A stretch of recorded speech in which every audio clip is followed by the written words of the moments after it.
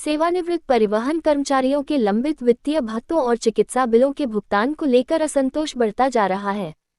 सेवानिवृत्ति परिवहन कल्याण संगठन की हालिया बैठक में कर्मचारियों ने सरकार और प्रबंधन पर लापरवाही का आरोप लगाते हुए जल्द समाधान की मांग की। संगठन ने चेतावनी दी है कि यदि उनकी मांगें नहीं मानी गईं, तो वे शिमला स्थित मुख्यालय के बाहर धरना प्रदर्शन करने को मजबूर होंगे। बैठक की अध्यक्षता करते हुए संगठन के जिला अध्यक्ष हुकुमचंद ने बताया कि पेंशनर्स के पेंडिंग भत्ते, एरियर और चिकित्सा बिलों का भुगतान वर्षों से अटका हुआ है। उन्होंने कहा, बुजुर्गावस्था में कर्मचारियों को इलाज के लिए अस्पतालों के चक्कर लगाने पड़ रहे हैं, लेकिन उनके चिकित्सा बिल पिछले 2-3 साल से लंबित हैं। बार बार मांग उठाई जा रही है, लेकिन सिर्फ आश्वासन मिल रहे हैं। हुकुमचंद ने आगे बताया कि कई मामलों में हिमाचल प्रदेश उच्च न्यायालय ने पेंशनर्स के पक्ष में फैसले दिए हैं, लेकिन सरकार और प्रबंधन इन्हें लागू करने में कोताही बरत रहे हैं। अगर जल्द ही हमारी मांगें पूरी नहीं हुई तो हम आंदोलन पर उतरेंगे, उन्होंने स्पष्ट किया। कर्मचारियों ने आरोप लगाया कि पूर्व मुख्यमंत्री प्रेम कुमार धूमल के कार्यकाल में एचआरटीसी को निजीकरण की ओर धकेला गया और वर्तमान सरकार भी इसी राह पर चल रही है। एक सेवानिवृत्त कर्मचारी ने कहा, हमने सोचा था कि वर्तमान मुख्यमंत्री एक ड्राइवर के बेटे हैं, इसलिए हमारी समस्याओं का समाधान होगा, लेकिन ऐसा नहीं हुआ। संगठन की मुख्य मांगें हैं कि पेंशन और अन्य भत्ते हर महीने की पहली तारीख को जारी किए जाएं और लंबित चिकित्सा बिलों का तुरंत भुगतान किया जाए और हाईकोर्ट के आदेशों का पालन करते हुए एरियर और अन्य वित्तीय लाभ दिए। संगठन ने सरकार को 7 दिनों का अल्टीमेटम दिया है। यदि मांगें पूरी नहीं हुई तो शिमला में बड़ा प्रदर्शन किया जाएगा। अधिकारियों की ओर से अभी तक कोई आधिकारिक प्रतिक्रिया नहीं आई है। हुकुमचंद जिला अध्यक्ष सेवानिवृत्त परिवहन कल्याण संगठन हमीरपुर। हमारी सरकार से ही निवेदन होता है कि हमारी पेंशन जो है पहली तारीख को मिलना चाहिए। हर महीने 22, 23, 25, 26, 27 कभी उम्मीद नहीं होती, कभी 29 को मिलती है, कभी दूसरे महीने में मिलती है। मेडिकल बिल पहले मुख्यमंत्री ने 24 अक्टूबर 2024 अक्टूबर में कहा था कि 9 करोड़ रुपए आपको दे दिया मेडिकल बिल के लिए। दिसंबर में 24 में और मार्च 25 में क्लियर कर दिया जाएगा, परंतु मुख्यमंत्री का वो आश्वासन नहीं रहा, पैसा एक भी नहीं मिला। अब 5-7 दिन पहले हमारे राज्य कार्यकारिणी की सदस्य मुख्यमंत्री उप मुख्यमंत्री दोनों से शिमला में मिले सेक्रेटरीट में। उन्होंने निवेदन किया कि हमारी पेंशन जो है पहली को मिलना चाहिए, तो मुख्यमंत्री ने कहा कि पहली को पेंशन नहीं दे सकते हैं। और वहाँ सेक्रेटरी भी था, तो सेक्रेटरी को आदेश किए कि नोट करो और नोटिंग करो कि इनकी पेंशन 15 तारीख को मिल जाए और 3 करोड़ रुपए अगस्त महीने में भी मेडिकल बिल के दिए जाएंगे।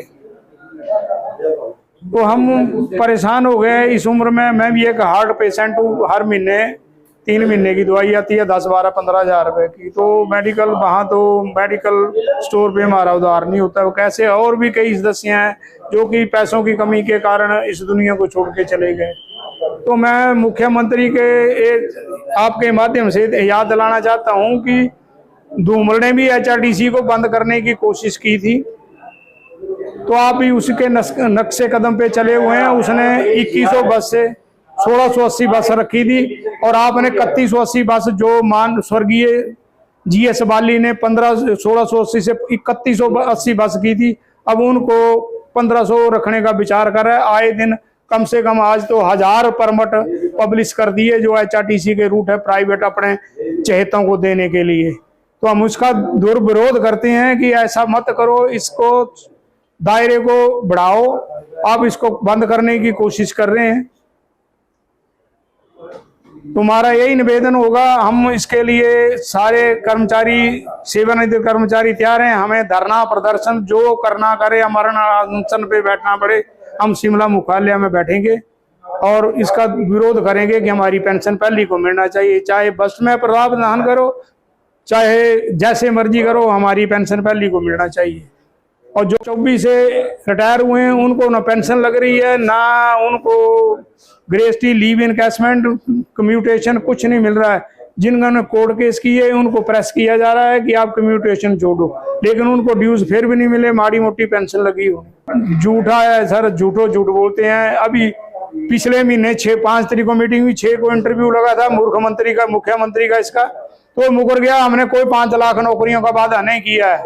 मैंने उसका लाइव इंटरव्यू देखा तो उसने कहा कि हमने वादा नहीं किया, हमने ऐसा कहा कि हम सोर्स पैदा करेंगे। तो सोर्स कहां से पैदा करने, तब तो उन्होंने लिख के दिया कि हम हर महिला को 1500 देंगे। अब जहां कहीं प्रोग्राम रखते हैं वहां महिलाओं को लिस्ट बना लेते हैं। सच्ची है झूठी है परमात्मा जाने। ऊपर इंद्र है और नीचे सुखविंदर है, झूठ के अलावा कुछ नहीं है। इंद्र ने बारिश से परेशान कर दिया और सुखविंदर ने झूठे प्रलोभनों से हमें परेशान कर रखा है। तो क्या ना पाई मिल रही, झूठ बोलता है। तो लोगों को तो कहता है कि 1500 हर महिला को देंगे। अब बोला इसको नहीं देंगे, इसको देंगे। उसको दे दे जो डिजर्व है, तेरे नजरों में डिजर्व है उसको दे दो। सेंटर ने 2% डीए बढ़ाया कर्मचारियों का, तो इन्होंने बीजेपी कांग्रेस सब इकट्ठे हो गए ने 24% अपनी तनख्वाही बढ़ाई ली। तब को किसी का वॉकआउट नहीं हुआ। वो हर महीने 30-31 पहली वो अपनी तनख्वाह ले लेते हैं। हमारे लिए तो पेंशन का सहारा होता है, वो भी नहीं समय से मिलती है।